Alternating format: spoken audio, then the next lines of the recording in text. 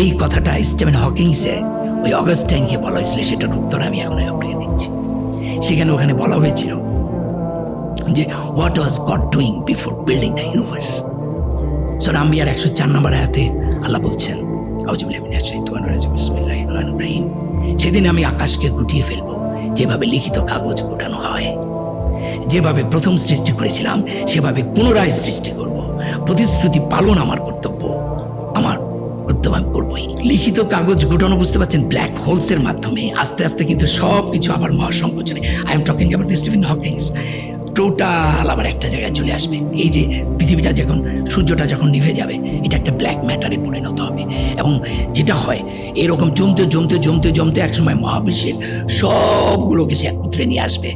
তাহলে ওতপ্রোতভাবে এটা ছিল, আল্লাহ বিগ ব্যাং করলেন, আবার ওইটা আবার আগের জায়গায় চলে গেলেন। কি বলেছেন? আমি তারপর আবার পুনরায় সৃষ্টি করব। তার মানে এক বিগ ব্যাং থেকে মহাসংকোচন, আবার সেই মহাসংকোচন থেকে আবার বিগ ব্যাং, এইটাও infinite time. So what was God doing, it is out of question. এটা আমার প্রশ্নই হতে পারে না।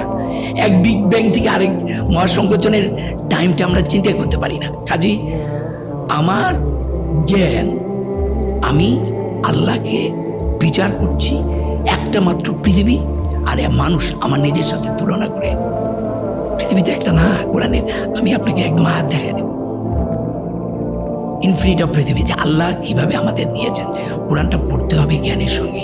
আমাদের লিমিটেশন বা সংকীর্ণতা দিয়ে আমি আল্লাহর অসীমতাকে বোঝার চেষ্টা করছি। আল্লাহর অলমাইটিনেস নির্ভর করে আপনার নলেজের উপর।